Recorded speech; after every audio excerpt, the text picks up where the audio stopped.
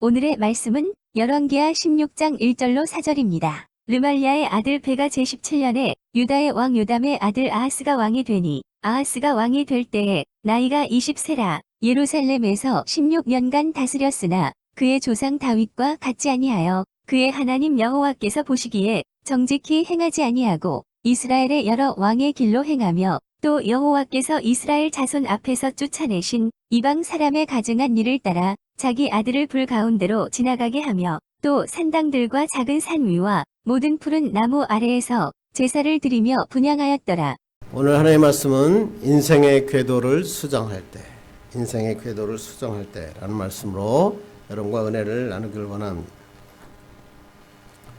여러분 너무나 잘 알고 있는 유명한 목사님이신 고든 맥도날드 목사님이 지은 책 중에서 인생의 궤도를 수정할 때라는 책이 있습니다. 이 책은 사람이 어렵고 힘든 상황이 있을 때 어떻게 하면 인생을 변하게 할 수 있을까라는 질문에 대한 답변을 한 책입니다. 이 책에서 이 저자는 이 목사님이 이렇게 얘기합니다. 인생의 어려움이 왔을 때 이 인생은 바뀔 수 있다. 길을 잃어버린 캄캄한 숲속에 있음을 깨달았을 때 내 삶의 궤도를 수정하라. 그러면 비로소 내 삶의 새로운 삶을 살아갈 수 있다. 그렇게 이야기하면서 인생의 궤도를 수정하기 위한 세 가지 법칙을 이야기합니다. 첫째는 떠나라. 둘째는 따르라. 세 번째는 뻗어나가라. 그렇게 하면서 이 인생의 궤도를 수정하여 새로운 놀라운 인생을 산 두 사람을 소개합니다. 한 사람은 아브라함, 그리고 다른 한 사람은 바로 바울입니다. 아브라함이 아비와 친척집을 떠났습니다. 그리고 모리아 산에서 자식 이삭을 데리고 올라가기까지 40년의 시간을 추적합니다. 아브라함이 갈대아 우르에서 떠나라 그런 하나님의 말씀, 그 말씀을 순종해서 본토 친척 아비의 땅을 떠나 목적이 없는 머나먼 여행길에 오릅니다. 수많은 유혹과 어려움 속에서 따르라 라고 하는 하나님의 음성에 순종합니다. 결국 아브라함은 이스라엘 민족의 믿음의 조상이 됩니다. 하늘의 별과 같이 바다의 모래와 같은 자손들이 생겨나갑니다. 뻗어나가라 라고 하는 하나님의 말씀을 이루고 온 것입니다. 그의 궤도의 수정은 일시적인 것을 말하는 것이 아니라 40년에 걸쳐서 이 하나님의 말씀을 따라 하나님의 길을 갈 때 놀라운 축복의 길을 걸을 수 있었다. 이 책의 저자인 고든 맥도날드 목사님도 자신은 실패를 경험한 사람이다 라고 고백합니다. 더 이상 회복할 수 없을, 또 한 번의 기회도 없을 듯한 그런 절망을 경험했을 때 그는 스스로 이렇게 물었다 그럽니다. 내 인생은 어떻게 하면 변할 수 있을까? 내 인생은 어떻게 하면 변할 수 있을까? 수없이 질문했다고 합니다. 모든 희망이 깨지고 인생의 막다른 골목에 처한 자신에게 나에게도 다시 한 번의 기회가 있을까? 라는 질문을 수도 없이 물었다고 합니다. 그런데 이 질문에 대한 해답이 인생의 궤도를 수정하라 라는 말씀을 깨닫게 되고 그 말씀을 책으로 지어서 인생의 궤도를 수정하라 라는 책으로 나온 것입니다. 여러분은 어떻습니까? 우리에게도 어려움이 찾아오고 절망의 자리에 있을 때 어떻게 하면 그 절망의 자리, 그 실패의 자리에서 벗어나서 축복의 길로 들어설 수 있습니까?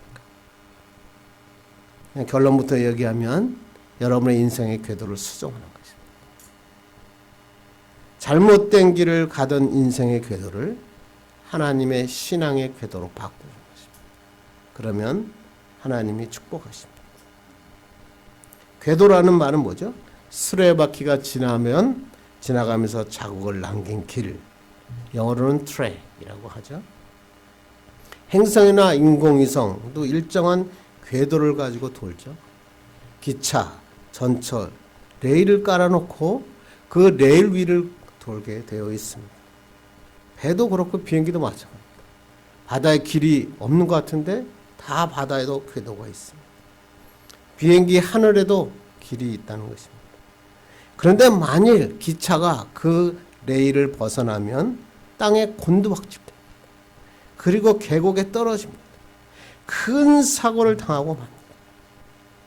그래서 기차나 배, 비행기는 궤도를 벗어나지 않을 때 원하는 길을 갈 수 있지만 궤도를 벗어나면 사고를 당하게 되는 것입니다. 우리에게도 우리가 인생을 살아갈 때도 우리가 걸어야 할 바는 삶의 궤도, 인생의 궤도가 있습니다. 그 궤도는 하나님께서 우리를 위해서 만들어 놓으신 궤도입니다. 그런데 이 인생의 궤도를 벗어나면 내가 아무리 애쓰고 아무리 노력하고 아무리 잘 살려고 해도 바른 길을 갈 수가 없어요. 해결할 수 없는 길을 만나게 된다는 거예요. 결국에는 인생의 목적지에 도달하지 못하게 되는 것입니다. 그러므로 우리는 항상 내 삶에 어려움이 왔을 때 내 인생의 궤도가 바르게 가고 있는가 한번 점검해보고 그것이 만약 잘못되었다면 인생의 궤도를 수정해야 돼요. 인생의 궤도를 바른 인생의 궤도, 하나님의 약속하신 궤도, 바른 신앙의 궤도로 돌아서야 됩니다. 그런데 이런 원칙들은 우리가 알겠는데 그러면 어떻게 하면 우리가 인생의 궤도를 벗어날 때 과연 어떤 일이 생기는지, 그리고 우리는 인생의 궤도를 수정하려면 어떻게 해야 되는지 한번 여러분 살펴보고 은혜 받기를 바랍니다. 오늘 본문이 그 말씀이에요. 오늘 본문의 말씀이 인생의 궤도를 떠난, 신앙의 궤도를 떠난 유다 왕 아하스의 이야기가 오늘 본문의 이야기입니다. 그는 참된 진리의 궤도를 벗어나서 혼합주의 종교에 빠져버립니다. 그래서 자신도 망하고 이스라엘 민족도 망하게 하는 정말로 불행한 그런 유다 왕이 오늘 아하스 왕입니다. 오늘 본문 1절과 2절을 봅니다. 시작. 르말리아의 아들 베가 제17년에 유다의 왕 요담의 아들 아하스가 왕이 되니 아하스가 왕이 될 때의 나이가 20세라 예루살렘에서 16년간 다스렸으나 그의 조상 다윗과 같이 아니하여 그의 하나님 여호와께서 보시기에 정직히 행하지 아니하고. 아하스는 요담 왕을 이어서 20세 유다의 왕이 올려서 16년간 이스라엘을 다스렸습니다. 근데 이때가 누구냐면 이사야가 활동하는 시기입니다. 그래서 아하스라는 이름은 원래 여호아하스입니다. 그래서 줄여서 아하스라 그러고 아수르 비문에 의하면 여호아하스라고 기록되어 있고 그 뜻은 뭐냐면 여호와께서 붙드셨다라고 하는 뜻입니다. 그런데 이 사람은 여호와께서 붙으신 대로 살지 못하죠. 아하스라는 왕은 유다의 역사상 가장 악한 왕으로 평가를 받습니다. 북왕국의 가장 악한 왕은 아합 왕이었죠. 아합과 이세벨 너무 많이 들었잖아요. 북왕국 이스라엘이 아합이 가장 악한 왕이었다면 남유다에는 가장 악한 왕이 아하스였어요. 아주 쌍벽을 이루는 악한 왕.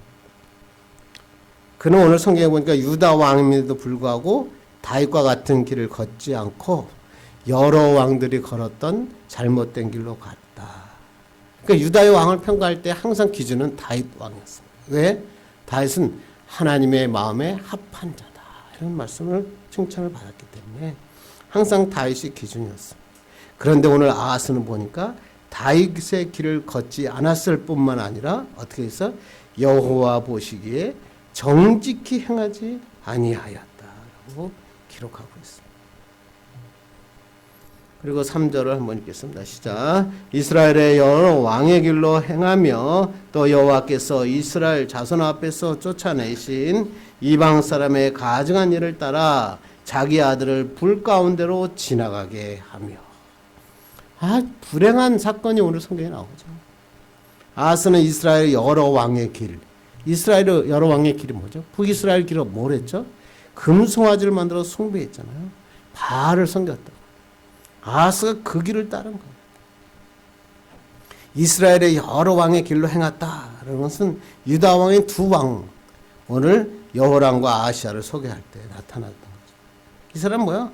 이 사람의 특징이 뭐냐면 북왕국 이스라엘과의 혼인관계로 맺어진 사이인 것을 우리가 발견합니다. 아하스 경우도 보니까 모친이 소개되지 않죠. 보통 왕이 나오면 다 모친 얘기가 나오는데 유다 왕들 중에서 모친이 소개되지 않은, 어머니가 소개되지 않은 사람은 여호람과 아하스밖에 없어요. 그리고 이들의 공통점은 뭐죠? 이스라엘 공주와 결혼했다. 그러니까 하나님의 사람인데 이스라엘 그 잘못된 이방 여인과 결혼하는 것으로 이름을 있기 때문에 모친의 이름을 소개하지 않은 것입니다. 그리고 오늘 성경을 보니까 한 걸음 더 나가서 아하스왕은 이방 사람들의 가증한 일을 본받아서 이방인의 우상 숭배 의식에 따라 자기 아들을 불 가운데 지납니다. 어떻게 이럴 수가 있어요? 암몬적의 신인 몰록이죠. 몰록에게 드린 제사인데 어린아이를 불 위로 걷게 하거나 불에 달군 기둥 위를 걷게 하는 잔인한 의식. 어떻게 자기 아들을 그렇게 불 위로 걷게 하고 기둥 위로 걷게 하고 불에 태워 드리는 제사를 드릴 수 있는가? 우리가 이해할 수 없는 거죠. 그리고 오늘 성경에 보면 흰놈의 골짜기에서 이렇게 드렸다 이렇게 나오거든요. 흰놈의 골짜기는 뭐냐면 이방인의 무덤과 쓰레기 소각장으로 쓰여진 곳이죠. 예루살렘에 나오는 모든 쓰레기를 다 모아서 큰 불을 피워 태워 없앴고요. 각종 오물들을 이 흰놈의 골짜기에 버렸습니다. 특히 율법을 어겨서 죽임을 당한 사람, 이방인, 반역자, 문둥병, 부정한 질병으로 죽은 자, 오갈 데 없이 살다가 죽은 자, 이 유랑자들의 시체들을 전부 그곳에 매장했습니다. 그것이 흰놈의 골짜기입니다. 그러니까 흰놈의 골짜기에만 가면은 항상 불이 타고 있고 쓰레기와 짐승의 시체, 사람의 시체에서 나오는 악취가 진동했어요. 그리고 예루살렘 성을 그쪽으로 향하는 문은 분문을 통해서 옮겨졌는데 이 분문, 이것은 시체와 짐승의 시체가 지나갔다. 그래가지고 분문이다 또는 똥문이다 이렇게 사람들은 불렀어요. 그리고 몰렉에게 바쳐진 아이들을 불사른 강력한 불이 계속 났고 거기에 가면 이 고통의 소리가 들렸다 그럽니다. 그래서 유대인들은 지옥이라는 단어를 여기에서 흰놈의 골짜기에서 따와서 게헨놈이다. 그래서 지옥이다라는 게헨놈이라고 얘기하고 예수님께서 마가복음에서 지옥을 얘기했을 때 게헨놈이다라는 단어를 사용합니다. 흰놈의 골짜기가 얼마나 정말로 불행한 곳인지 알겠죠. 또 가른 여자가 목을 맸죠. 목을 매서 죽은 데가 피밭이라는 아켈다마라고 하는 곳인데 그것이 바로 흰놈의 골짜기 안에 있는 그곳입니다. 그래서 그 골짜기에 그 피밭에 목매어되어 죽은 그곳에 지금도 수도원이 지어졌고 지금까지 자리하고 있다. 그런 소리가 있습니다. 오늘 아하스는 이방 사람들도 가장 가증하게 여기는 자식을 불태워서 제물로 드리는 그것을 바로 이 흰놈의 골짜기에서 자행한 정말로 가증한 왕인 것입니다. 뿐만 아니라 오늘 4절 한번 읽겠습니다. 시작. 또 산당들과 작은 산 위에 모른 푸른 나무 아래서 제사를 드리며 분향하였더라. 여기서 멈추지 않고 푸른 나무 아래서 제사를 드리고 분향했다. 가나안 주민들이 드리던 전통적인 제사죠. 이건 제사가 아니라 음란과 음행이었어요. 푸른 나무 안에서 많은 남녀들이 서로 음행하고 음란한 짓을 하며 일을 갔던 것. 그것이 바로 푸른 나무 아래였거든요. 그래서 아하스는 이 당시 주변 이방의 민족들이 섬겼던 모든 신들을 그것으로 다 끌어들입니다. 바로 하나님의 나라 유다 왕국 안에서 하나님이 가장 가정스럽게 여기는 이방의 종교들을 다 도입하고 그것에서 제사하고 숭배를 했어요. 그렇다면 어떻게 하나님이 선택하신 유다의 백성의 왕인데 이런 일들을 할 수가 있겠습니까? 하나님이 그렇게 싫어하시는 우상들을 전부 다 끌어모아서 제사를 드릴 수가 있습니까? 그 원인은 한 몇 가지로 찾아볼 수 있는데, 첫째는 뭐냐, 그의 어머니가 이방신을 섬기던 자였다. 그래서 그는 유대인들에게 가면 그것이 하나님을 섬기는 것이 아니라 그냥 이방 여인들의 그것을 섬기는 거예요. 또 유대인의 전승에 보면 참 재밌는 게 뭐냐면, 이 아하스 왕이 취임하는 날 바닥에 넘어가지고 머리를 다쳤다 그래요. 그래가지고 그때부터 머리가 이상해져서 그 다음부터 이렇게 악한 짓을 했다라고 이야기합니다. 뭐 이것은 여러 가지 이유가 있을 수 있겠죠. 그러나 저는 가장 중요한 영향은 뭐냐면, 가장 결정적인 원인은 그 마음에 하나님보다 지방 다른 나라의 국가와의 관계를 우선시했기 때문에. 많은 국가들이 각자 신을 섬기고 그들의 서로 신을 받아들이고 서로 교류하는데 왜 우리 유다 민족만 하나님을 고집하며 살 거냐, 이런 거죠. 그게 부담스러운 거예요. 다른 나라하고 무역하려니까 그 나라의 신도 우리가 받아들여야 되고 좋은 관계를 맺어야 되는 거 아닙니까? 하나님 섬긴다고 하면 그 국가들로부터 왕따 당하면 우리는 아무것도 아닙니까? 그래서 어떻게 하는 거예요? 한 나라의 왕으로서 정말 강력한 나라를 만들고 서로의 교육을 일으키고 서로 협력해 나가기 위해서는 그들의 종교를, 우상을 받아들일 수밖에 없다. 그는 이렇게 생각한 거죠. 현명한 처세술이다. 나는 최고의 정치가다. 항상 물으면 이런 거죠. 정말 이렇게 세상 사람들과 혼합해서 사는 게 바로 현명한 정치가고 처세술이고 리더십인가? 우리는 알고 있죠. 그렇지 않다. 그런데 이 사람이 아하스에게만 이런 일이 있었으면 좋겠는데, 이와 같은 영적인 자세가 현대 그리스도인들에게도 많이 나타나요. 직장에 들어가면 제일 어려운 게 뭐냐면 내가 그리스도인이라는 것을 밝히는 게 참 부담스럽다는 거예요. 왜? 내가 예수 믿는다 그러면 왕따를 당하고 불이익을 당할 것이라고 미리 생각합니다. 제일 어려운 게 뭐예요? 그들에게 그 생각하는 것이, 야, 내가 그냥 세상에 나가면 적당하게 그들과 보조를 맞추며 살아야 내가 성공하고 출세할 수 있다, 이렇게 생각합니다. 그래서 제가 청년들을 담당할 때 청년들이 가장 고민하는 게 뭐냐면, 첫 직장에 취직한 다음에 고민하는 게 술자리라고 합니다. 내가 예수 믿는 사람인데 여기서 술을 마셔야 될까 마시지 말까 고민한다고 합니다. 왜? 이날 첫날 술을 마시지 않으면 나는 왕따를 당하고 나는 이 성공의 과도에서 벗어난다 생각을 하기 때문에 그렇습니다. 그런데 제가 회사를 여러 번 해보고 여러분 잊지 말으셔야 할 건 있는 거예요. 이 날을 넘기지 못하면 그리스도인으로서 인정받지 못하더라. 그렇다고 해서 내가 이날 술을 먹었다고 해서 사람들과의 관계가 개선되지 않습니다. 사람들이 멋진 사람이라고 생각하지 않습니다. 그런데 가만히 보니까 이것을 지켜낸 청년, 이것을 지켜낸 그리스도인, 사람들이 끝나고 나면 다음 날부터 다른 눈으로 쳐다봅니다. 그를 신뢰하게 됩니다. 그에게 믿음을 가지게 됩니다. 여러분도 여러분의 아들들과 딸들에게 정말 이 말씀 꼭 전해야 됩니다. 중요한 것은 뭐냐면, 세상과 보조를 맞춘다고 해서, 아니면 보조를 맞춘다고 성공하지 않아요. 아니, 보조를 맞추지 않는다고 해서 절대로 실패하지 않습니다. 오히려 본질적인 하나님의 신앙을 버리고 세상을 쫓아가게 되면 인정하지 않아요. 그래서 더 나은 하나님의 삶을 살아가지 못합니다. 그래서 우리 그리스도인은 항상 믿음의 바른 것을 지켜야 됩니다. 그렇게 하고 정직하는 거예요. 착하게 사는 거예요. 최선을 다해 사는 거예요. 그러면 세상 사람도 인정하고 하나님의 축복도 받고 하나님의 축복의 삶을 살아간다는 것입니다. 그런데 오늘 유다 왕 아하스는 뭐예요? 국가의 협력을 위해서 혼합종교를 선택해.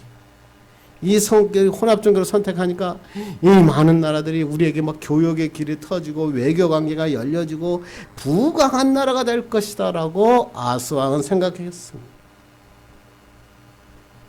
성경은 역에 대한 결론을 항상 얘기하죠. 아하스가 이렇게 혼합 종교를 채택하니까 유다가 이 국가들로부터 엄청난 도움을 받고 강력한 나라가 되었는가? 성경은 뭐예요? 정반대다. 이렇게 오히려 아람과 북왕국의 연합국이 유다를 공격해 옵니다. 그리고 그들이 가장 믿었던 나라가 아수르였는데 그들에게 버림받습니다. 조롱받는 비참한 결과를 경험하게 됩니다. 아람의 왕들에게 절하고 제사했더니 그 신이 아하스와 온 이스라엘을 망하게 했다. 그게 오늘 본문입니다. 우리가 잊지 말아야 할 것은 세상은 결코 우리 편이 아닙니다.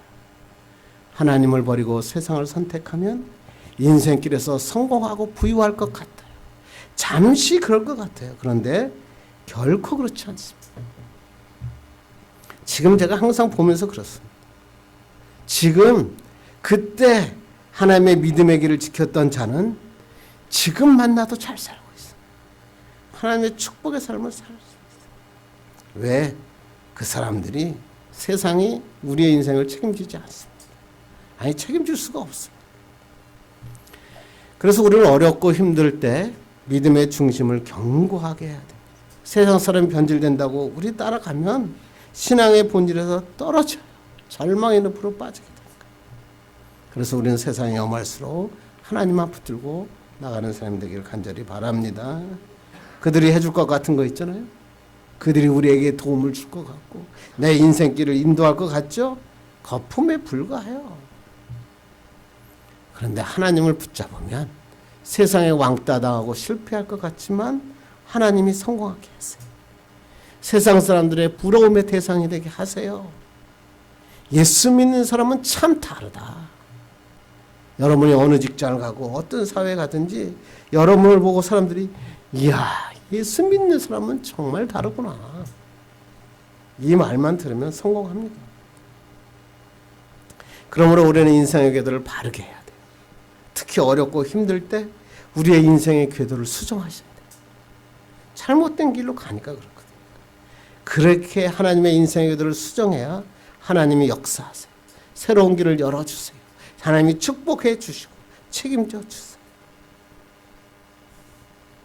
그렇다면 어떻게 하면 바른 인생의 궤도로 수정할 수 있을까? 오늘 본문을 통해서 그 비결을 살펴보기를 바랍니다. 우리가 사는 세상은 수없이 변화되고 있죠. 요새는 변화라는 말보다 변혁이라는 단어가 더 많죠. 변화의 혁명. 그러다 보니까 막 우리 생각도 바뀌어요. 예수 믿는데도 막 생각이 바뀌고 가치관도 바뀌고 또 내가 그렇게 믿었던 사람이 떠나가요. 돈 있을 때는 그렇게 많던 사람들이 돈 떨어지고 나니까 다 떠나가고 아무도 없더란 말이에요. 이러한 변화는 신앙생활에서도 나타나요. 처음 예수를 믿고 예수를 나의 구주로 고백할 때는 나는 일평생 주님을 위해 살겠습니다. 내 주님을 기쁘시게 하는 자로 살겠습니다. 그리고 결심하고 눈물 흘리고 기도했어요. 시간이 흘렀는데 다 바뀌었습니다. 환경 따라 조건 따라 타협하는 거예요. 그래 뭐 주일날 예배 안 드리는 게 뭐 이렇게 중요해. 내가 배운 여러 가지 성경에 대한 생각들이 내가 하는 행동을 합리화시키는 도구로 바뀌어지는 겁니다. 그래서 처음 믿었던 신앙의 형태가 바뀌어지고 잃어버릴 때가 많습니다. 그러나 하나님이 원하시는 건 뭐예요? 너의 인생의 궤도를 바꾸지 말라. 신앙의 궤도를 벗어나지 말라. 아무리 세상이 바뀌고 세월이 흘러가도 하나님만 바라보는 것. 참된 믿음의 길, 참된 인생의 궤도를 따라 살라. 하나님께서 말씀하세요. 그거 떨어지면, 궤도 벗어나면 여러분의 삶은 힘들어진다. 그렇게 얘기합니다. 그래서 우리 시대를 포스트 모더니즘이라고 그러죠. 포스트 모더니즘의 특징이 뭐죠? 절대 진리를 부정하는 거죠. 모든 게 상대적이라는 거예요. 틀에 갇힌 것, 규격화된 것, 절대적이라는 단어 다 없애자는 거예요. 제일 강하게 얘기하는 게 뭐죠? 절대적인 하나님, 유일하신 하나님, 그걸 부정해 보자는 거예요. 절대적인 진리, 성경, 그렇지 않다는 거예요. 그래서 나온 게 뭐죠? 종교다원주의. 하나님께로 가는 길이 왜 하나님뿐이냐는 거예요. 왜 예수 그리스도뿐이냐는 거예요. 다양한 종교들도 다 똑같은 하나님을 섬기고 있다. 그래서 그 종교를 수용합니다. 모든 사람이 함께 갈 수 있지 않느냐. 모든 인류가 더 아름답고 더 밝아지는 거 아니냐. 그렇게 얘기하면서 모든 종교를 다 아울릅니다. 그냥 기독교인들을 욕하죠. 유일하신 하나님이 너무 독단적이고 폐쇄적이라. 그래서 이 종교 다원주의를 하는 교회가 굉장히 많죠. 스님, 가톨릭 신부, 개신교 목사님이 기도회를 같이 인도합니다. 참 이걸 보고 가슴이 아팠어요. 하나님의 주의 재단에 이 스님이 올라와가지고 와서 설법을 강의합니다. 책을 출간하기도 합니다. 그러다 보니까 이런 사람은 많은 사람들로부터 막 존경받습니다. 훌륭한 사람이라는 겁니다. 미국만 그런 줄 알았더니 한국도 막 그래요. 그래서 어느 교회 가면 지금도 아마 오늘도 아마 스님이 올라와서 설법을 강의하고 있을 거예요. 사람들이 이렇게 합니다. 저 목사님은 참 멋있어. 인격적이야. 큰 삶을 보는 미래적인 하나님의 사람이라고 그걸 얘기합니다. 여러분, 믿음에서 절대성을 잃어버리면 믿음이 아니에요. 진리가 절대성을 잃어버리면 진리가 아니에요. 종교는 될 수 있어요. 사람들의 모임, 사교 모임은 될 수 있어요. 그런데 기독교는 될 수 없어요. 그러므로 우리는 항상 하나님만 바라보는 바른 궤도를 따라가야 된다는 것이죠. 그러면 어떻게 하면 우리가 이 바른 궤도를, 내 인생이 어려울 때 인생의 궤도를 수정할 수 있습니까? 오늘 본문을 통해서 그 원칙을 한번 살펴보겠습니다. 첫 번째가 뭐냐면 잘못된 인생의 궤도를 떠나야 됩니다. 우리가 하나님 앞에 인생의 궤도를 수정해 하나님의 축복의 길을 걸어가기 위해서는 우리의 잘못된 인생의 궤도를 떠나서 하나님 앞으로 돌아와야 돼요. 바른 인생의 궤도로 돌아오지 아니하면 절대로 하나님의 축복의 삶을 살 수 없습니다. 그럼 오늘 3절을 한번 읽겠습니다. 시작. 이스라엘의 여러 왕의 길로 행하며 또 여호와께서 이스라엘 자손 앞에서 쫓아내신 이방 사람의 가증한 일을 따라 자기 아들을 불 가운데로 지나가게 하며. 아하스는 다윗의 길이 아니라 이스라엘의 여러 왕의 길로 행했다라고 성경에 기록하고 있죠. 쉽게 말하면 다윗의 길은 하나님의 길, 하나님의 인생의 바른 궤도였습니다. 그런데 그 인생의 궤도를 벗어나서 세상의 길, 잘못된 궤도를 선택했다라고 얘기합니다. 하나님께서 뭐야? 말씀을 따라 살라. 하나님만 바라보면 살라. 하나님께 기뻐하시는 바른 궤도로 살라. 그렇게 하셨는데 아하스는 뭐냐면 다른 궤도, 잘못된 궤도, 세상의 길을 선택하고 달려갔습니다. 왜 이렇게 잘못된 궤도를 따라갔죠? 그 궤도를 따라가면 부유하고 성공하고 많은 사람들에게 인기를 누릴 것이라 생각했기 때문입니다. 성공의 가도를 쫓아가기 위해서는 하나님만 갖고는 안 된다. 사람들이 좋아하는 그런 우상을 섬겨야 된다. 하나님을 떠나면 더 자유롭고 내 마음대로 사니까 행복하고 더 많은 부귀와 영화를 얻을 수 있다라고 생각한 겁니다. 그런데 오늘 성경을 보니까 아하스는 몰락의 길을 걷고 맙니다. 이때 아하스 왕이 빨리 인생의 길의 궤도를 수정했다면 하나님의 축복, 유다도 부강한 나라로 일어설 수 있었을 것입니다. 그런데 그 길에서 수정하지 않으므로 불행한 삶을 삽니다. 그 똑같은 말씀이 역대하 28장 22절 23절에 이렇게 얘기합니다. 시작. 이 아하스 왕이 공고할 때 더욱 여호와께 범죄하여 자기를 친 다메섹 신들에게 제사하여 이르되 아람의 왕들의 신들이 그들을 도왔으니 나도 그 산에서 제사하여 나도 그 신에게 제사하여 나를 돕게 하리라 하였으나 그 신이 아하스와 온 이스라엘을 망하게 하였더라. 아하스 왕이 공고할 때 인생의 궤도를 도리 수정해서 하나님께로 올 줄 알았더니 더욱 여호와께 범죄하여 다메섹의 신들에게 제사했고 아람의 왕들에게 제사했더니 어떻게 하라고요? 그 신이 어떻게 했어요? 아하스와 온 이스라엘을 망하게 하였더라. 잘못된 인생의 궤도를 수정해야 되는데 그냥 달렸더니 강국이라고 했던 아스를 의지하고 다메섹 신들에게 제사하고 아람 등의 신들에게 제사했다는 거예요. 그랬더니 그 신들이 그 이스라엘을 망하게 했다. 결론이죠.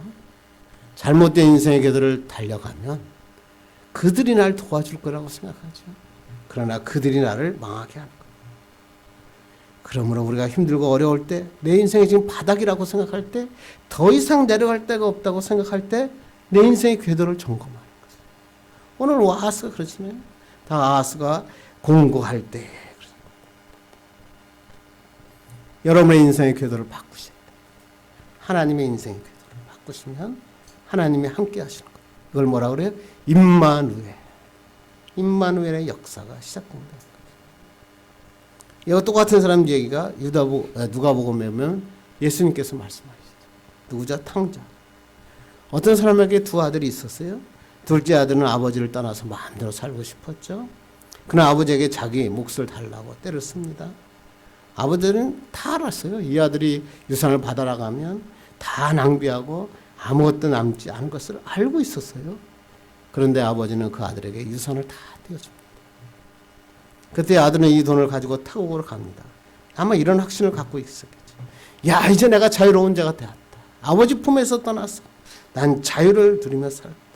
아버지 간섭도 받을 필요 없고 내 마음대로 할 수 있으니 참 자유를 얻었구나 생각했을 것입니다. 그리고 그에게 주어진 돈을 보니까 야, 세상에 못할 것이 없다고 생각합니다. 쾌락도 즐길 수도 있고 친구도 만들 수도 있고 수많은 일을 할 수도 있다고 생각했습니다. 이 아들은 아버지를 떠나니까 자기 속에 돌린 돈 가지고 살아가는 이 삶, 가장 자유롭고 행복한 삶이라고 느끼며 달려갔을 것이다. 그런데 문제는 뭐예요? 그가 가지고 있던 돈이 영원히 머물지 않는다는 거예요. 그가 가진 돈이 다 떨어졌어요. 돈이 없을 때 친구들이 다 떨어져가요. 돈 있을 때는 그 많은 친구들이 모여들었는데 돈이 떨어지고 나니까 다 떠나가는 거예요. 돈이 없으니까 갈 데가 없는 거예요. 누구 하나 그를 채워주지 않는 거예요. 먹을 것을 주지 않아요. 이 둘째 아들은 어디로 가요? 막다른 골목, 가장 낮은 지점에 내려가죠. 거기가 어디죠? 돼지굴이죠. 돼지는 유대인들이 가장 경멸하는 더러운 짐승이죠. 그런데 그 돼지 우리에 부잣집 아들이 들어가요. 돼지 오물을 뒤집어 쓰고 사는 거예요. 돼지가 먹는 쥐염의 열매로 배를 채우려고 했는데 그 쥐염 열매마저 주는 사람이 없었던 거예요. 비참한 지경이 되었죠. 아버지를 떠나는 것이 행복인 줄 알고 하나님의 길을 떠나는 것이 자유인지 알았는데 그에게의 삶은 반대였다. 이 비참한 처지, 가장 절망의 자리, 가장 더 이상 내려갈 수 없는 자리에서 해야 될 방법은 딱 하나밖에 없어요. 뭐죠? 여러분 너무 잘 알죠. 탕자예요. 둘째 아들이 행한 일은 뭐예요? 아버지 집으로 돌아가는 거예요. 내가 세상 길로 달려왔던 인생의 궤도를 수정해서 아버지의 집으로 돌아가는 거예요. 그랬더니 아버지가 뭐예요? 그 탕자를 받아주고 하나님이 모든 것을 아버지가 회복시켜 주셨다라고 예수님께서 우리에게 말씀해 주신 거 아니에요. 우리도 마찬가지예요. 하나님을 떠나는 것이 행복인 줄 알고 세상과 타협하는 것이 성공의 길이라고 생각할 수 있어요. 주일날 예배하는 것보다 다른 거 하는 게 더 낫다고 생각할 수도 있어요. 그러나 하나님의 길, 인생의 궤도를 벗어나 세상의 길, 세속의 궤도를 따라가면 결국 비참한 삶을 사는 거예요. 그러므로 우리가 힘들고 어려울 때, 내 삶에 곤두박질 칠 때, 내 신앙의 궤도를 다시 한번 체크해야 돼. 내가 정말 달리고 있는 궤도가 바른 궤도인지 확인하고 그 궤도에서 돌이켜 하나님의 길로 바꾸셔야 돼. 하나님께 돌아오셔야 돼. 잘못된 인생의 궤도를 떠나야 하나님의 축복의 역사가 시작합니다. 이걸 뭐라 그래요? 구원, 회개라 그러죠. 세상길에서 방황하다가 절망과 좌절 가운데 살다가 하나님의 길로 돌아와 하나님의 영원한 생명을 얻고 사는 겁니다. 여러분의 인생의 궤도를 수정하면 하나님께서 여러분에게 모든 권리를 회복시켜 주십니다. 여러분 삶 중에서 이렇게 어렵고 힘들 때가 있습니까? 그래서 다 힘들다고 그러죠? 이럴 때 여러분 점검하셔야 돼요. 여러분의 인생의 궤도를 잘못된 궤도에서 벗어나 하나님의 궤도로 수정하는 축복의 사람들 되기를 주님의 이름으로 축원합니다. 두 번째는요, 바른 믿음의 닷을 내려야 된다. 우리가 인생의 궤도를 수정하면 하나님 한 분이 내 주님이 진정한 삶을 되시는 거죠. 이때 우리가 해야 될 게 또 하나가 있어요. 돌아서는 것으로 끝마치면 안 되고 이제 믿음의 닷을 확실하게 내립니다. 하나님만이 나의 힘이시다. 하나님만의 능력이시다. 이렇게 믿음의 닷을 앵커를 쫙 내릴 때 우리는 흔들리지 않는 삶을 사는 것입니다. 그게 오늘 본문 5절이죠. 5절 읽겠습니다. 시작. 이때 아람의 왕 르신과 이스라엘 왕 르말랴의 아들 베가가 예루살렘에 올라와서 싸우려 하여 아스를 에워쌌으나 능히 이기지 못하니라. 아람 왕 르신하고 이 북이스라엘 왕 베가가 연합군을 형성해서 유다를 공격하고 지금 예루살렘을 포위한 거예요. 그때 유다는 자꾸 미약한 나라였죠. 그러더니 이게 연합국을 이게 하나 무너뜨리는데 연합국을 해서 무너뜨린 이유는 뭐냐면 빠르게 신속하게 점령하기 위해서 이 두 나라가 연합해서 예루살렘을 완전히 다 포위한 거예요. 그때 하나님께서 이사야를 보내십니다. 이게 멋진 말이에요. 오늘 이사야를 하나님께서 아하스에게 이사야를 통해서 하나님의 놀라운 말씀을 전하시는 거죠. 이게 이사야 7장 3절로 4절입니다. 시작. 그때 여호와께서 이사야에게 이르시되 너와 내 아들 스알림은 잘 윗모 수도 끝 세탁자의 밭 큰 길에 나가서 아하스를 만나 그에게 이르기를 너는 상가며 조용하라. 르신과 아람과 르말랴의 아들이 심히 노할지라도 이들은 연기나는 두 부직갱이 구루터기에 불과하니 두려워하지 말며 낙심하지 말라. 이스라엘이 완전히 예루살렘 포위되어서 지금 죽을 지경에 있는데 이사야가 보내서 하나님이 말씀하시는 거예요. 이사야 뜻이 뭐죠? 여호와는 구원이시다. 이런 뜻이죠. 하나님께서 너를 구원하실 것이 뭐라고요? 두려워하지 말며 낙심하지 말라. 너무나 좋은 말씀이죠. 이사야 선지자까지 보내셔서 하나님께서 두려워하지 말며 낙심하지 말라라고 말씀하시니까 아하스는 어떻게 돼요? 하나님 주님만 믿습니다. 그리고 돌이키면 되는 거예요. 하나님만 따르면 되는 거예요. 그리고 또 하나님께서 여러분이 너무나 잘 아는 하나님께서 아하스와 이스라엘 백성에게 징조를 보여주시겠다. 그러면서 그 징조가 여러분이 너무나 잘 아는 크리스마스 때문에 맨날 읽는 성경이 오늘 그 말씀입니다. 14절 읽겠습니다. 시작. 그러므로 주께서 친히 징조를 너에게 주실 것이라. 보라, 처녀가 잉태하여 아들을 낳을 것이요 그의 이름을 임마누엘이라 하리라. 이게 누구야? 이사야가 아하스에게 준 하나님의 말씀이에요. 아하스 왕의 지금 두려움에 떨지 말라라고 하면서 내가 너에게 징조를 보여줄 텐데 처녀가 잉태하여 아들을 낳을 것이요 그의 이름을 임마누엘이라. 임마누엘의 뜻이 뭐죠? 하나님이 우리와 함께 하신다. 임마누엘. 하나님께서 너희와 함께 하셔서 너를 지켜주시고 건져주실 것이다 라고 확증해 주셨어요. 이걸 갖다가 메시아의 언약. 당시 아하스와 유다 민족을 건질 수 있는 유일한 길, 이 길이 바로 이 메시아의 언약이었어요. 그 이 메시아의 언약은 유다뿐만 아니라 온 인류를 살리는 놀라운 축복의 말씀이었죠. 이 말씀에 의해서 동정녀에 탄생한 예수 그리스도가 오시고 우리에게 새 소망을 주신 거예요. 여기서 아하스가 이 징조를 보여주신 이 하나님의 말씀을 붙잡고 임마누엘이신 하나님만 붙잡았으면 유다는 완전히 다른 나라가 됐을 거예요. 기적 같은 나라가 됐을 거예요. 그런데 아하스는 이렇게까지 하나님께서 징조도 보여주시고 임마누엘의 축복도 주시고 했는데 하나님을 거부합니다. 우리 7절 8절 읽겠습니다. 시작. 아하스가 아수르 왕 디글랏 빌레셀에게 사자를 보내 이르되 나는 왕의 신복이요 왕의 아들이라. 이제 아람 왕과 이스라엘 왕이 나를 치니 청하건대 올라와 그 손에서 나를 구원하소서 하고 아하스가 여호와의 성전과 왕궁 곳간에 있는 은금을 내어다가 아수르 왕에게 예물로 보냈더니. 아니 두려워하지 말고 하나님 걱정하지 말라. 그러고 하나님 이사를 통해서 말씀하시고 임마누엘 하나님이 함께 하신다고 약속하셨는데 아하스는 어떻게 해요? 하나님을 버리고 아수르를 찾아갑니다. 비굴하게 나가서 그 앞에서 엎드려서 여기서 뭐라 그래요? 나는 왕의 신복이요 왕의 아들입니다. 하나님의 백성의 왕이 아수르 왕에게 나와서 나는 당신의 신복이고 당신의 아들입니다. 어떻게 이런 비굴한 삶을 보일 수가 있어요? 백제의 이 의자왕이 생각납니다.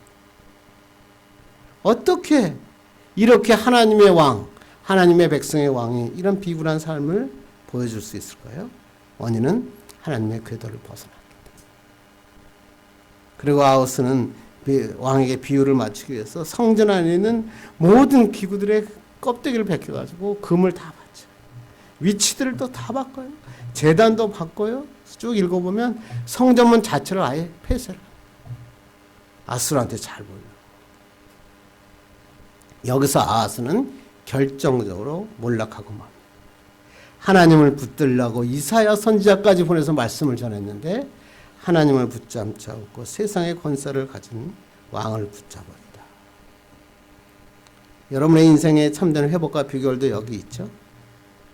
세상의 것이 화려해 보이고 힘이 있어 보이지만 아무것도 아니에요. 이런 것들이 우리 인생을 건져주지 않아요. 왜 세상 사람이 우리를 도와주겠습니까? 왜 세상에 있는 물질이 날 도와주겠어요? 내 친척도 날 안 도와주는데. 나를 도와주실 분은 하나님밖에 없는 거예요. 하나님만이 힘이 되시죠. 여러분 세상 의지하지 마세요. 우리가 가진 재물, 능력, 권세 믿지 마세요. 우리를 살리시기도 하고 죽이시는 분은 하나님밖에 없어요. 하나님 우리를 부유하시게 할 때도 있고 가난하시게 할 때도 있고 높이실 때도 있고 낮추실 때도 있는 거예요. 다 하나님의 계획 가운데 있는 거예요. 그러면 우리는 하나님께 모든 걸 맡기는 거예요. 믿음의 닷을 하나님께 팍 때리는 거예요. 말씀에 깊이 뿌리를 박는 거예요. 그러면 하나님의 놀라운 열매를 하나님께서 이루어 주십니다. 이 사람이 누구냐면 조지 이스트만이라고 하는 유명한 사람이죠. 이 사람이 코닥 카메라와 필름으로 거부가 된 발명가입니다. 그는 어려서 아버지를 여의고 어머니 손에서 자랐고 어머니는 아이들 양육하며 노동을 해서 살림이 매우 가난했다고 합니다. 그는 고생하는 어머니의 생활을 날마다 보았고 특히 그의 오래 남는 것은 뼈마디가 굵어진 어머니의 손이었다고 합니다. 그래서 그는 부자가 되기 위해서 애를 썼습니다. 사진기술 개발에 전념합니다. 1888년에 코닥이라는 회사를 세웁니다. 필름을 발매하면서 그 슬로건이 뭐냐면 버튼만 누르세요. 나머지는 우리가 다 합니다. 아이 너무 멋지 않아요? 이 슬로건과 함께 1976년 코닥의 미국 시장 점유율이 필름 90%, 카메라 85%. 다 휩쓸었죠, 휩쓸어. 뉴욕에 가면 아예 그냥 그 산을 다 이 코닥이 다 가졌다. 엄청나게 성공하고 돈을 마지못했어요. 그런데 결론은 좌절과 실패로 끝을 냈어요. 회사를 은퇴한 후 몇 달 만에 목숨을 끊고 맙니다. 그에 남긴 유언장은 이렇게 써 있습니다. 친구들에게 내일은 모두 끝났다. 기다릴 이유가 무엇인가? My work is done. 나의 일은 다 끝났다. Why wait? 왜 기다려야 됩니까? 기다릴 이유가 없는 거예요. 하나님이 없으니까. 그는 스스로 목숨을 끊으면서 자기 인생을 마무리하고 맙니다. 믿음의 뿌리를 못 내리면 결국 실패합니다. 세상에서 성공하는 것이 인생의 아름다운 열매를 맺는 것이 아닙니다. 믿음의 닻을 하나님께 내릴 때 축복의 열매를 맺을 수 있는 것입니다. 이제 말씀을 맺으려고 합니다.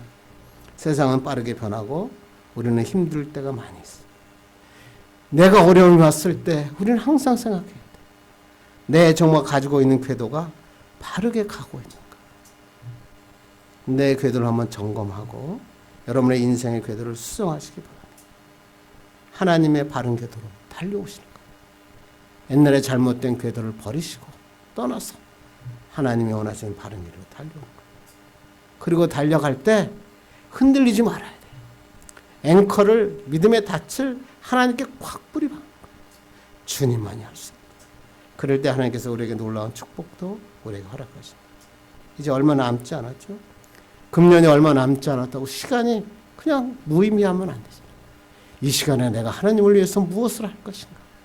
하나님이 나를 위해서 어떤 길을 계획하고 계신가? 기도하십시오. 하나님께 붙잡으세요. 하나님이 축복하시고 하나님의 놀라운 길로 인도해 주십니다.